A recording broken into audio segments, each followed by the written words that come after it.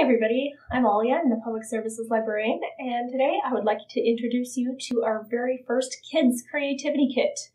Now, this Kids Creativity Kit series is going to be very similar to the Adult Creativity Kits, in which we're going to give you all the supplies you need to create a project, but it's going to have a little bit of a science twist.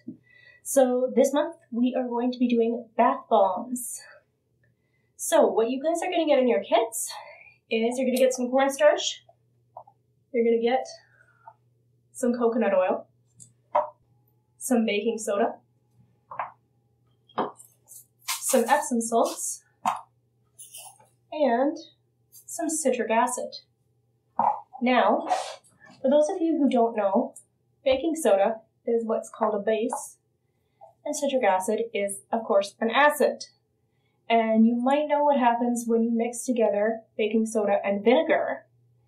A very similar thing happens when you mix together baking soda and citric acid. So every time you mix a base and an acid together, what happens is they're going to foam like crazy because it makes three things. It makes water, air, and salt.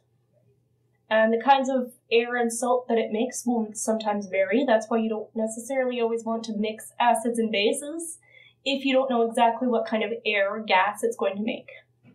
But we happen to know that these are very safe to mix because you're going to put them in your bathtub. The other things you're going to get, some little heart-shaped bath bomb molds for Valentine's Day. So you can give these bath bombs away to somebody you love for Valentine's Day. Give them a nice excuse to relax. The things you are not going to get in your kit that you do need. Some kind of mixing bowl, doesn't really matter what kind. And about a quarter teaspoon of water. I have it in this little paint pot just so you know notice how really very little water you'll need.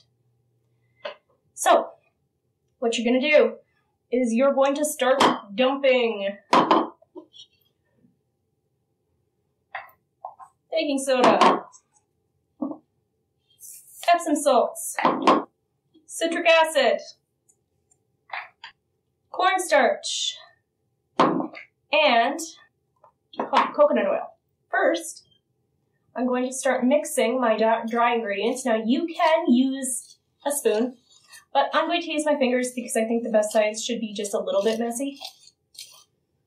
You should have seen me when I was putting these together. I was like an explosion of white. The next thing you're going to do is your coconut oil, like mine, is going to start out solid. The other thing you need to do is melt it. So you can use a microwave, that's what I'm about to go do. Or you can use a hairdryer. The nice thing about coconut oil is it melts very quickly. I put mine in the microwave for 30 seconds and that's all it took. So I'm going to be right back to melt my coconut oil. Okay, I'm back and I have my melted coconut oil here. Now I'm going to pour this into my bowl and I'm going to start mixing.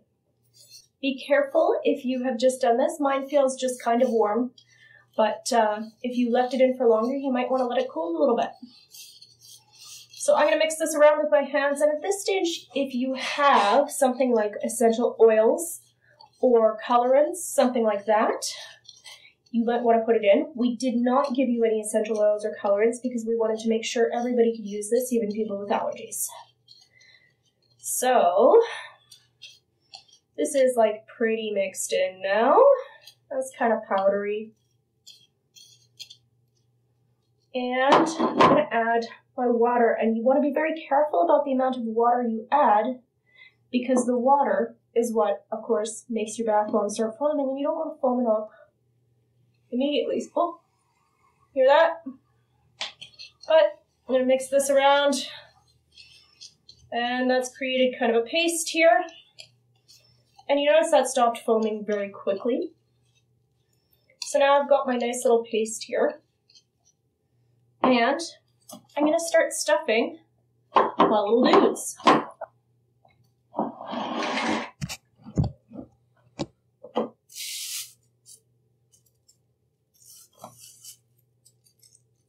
you're going to pack this down really carefully. at the very end. Like, honestly, this is small enough that you can really just use your fingers if you want to. You really want it to be as squished in as you possibly can make it. And I've given you enough stuff to fill this up several times, you'll notice. Once I'm done... Okay, so I'm back. You might notice I'm wearing a different shirt. That is because it's been at least a day. I had to let these dry for at least a day. And here they are. You see they're a little more crumbly now. Now, let's see how they work.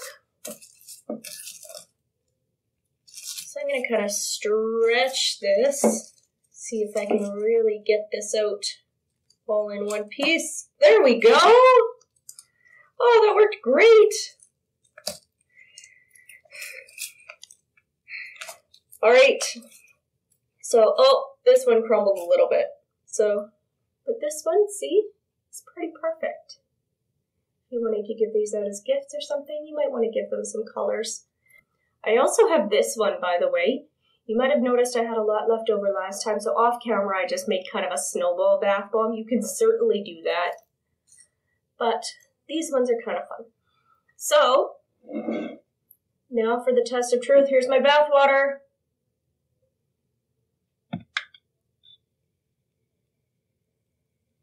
Oh, and there it goes. And there you have it, your very own homemade bath bomb. Thanks everybody for watching. I was very excited to do this one.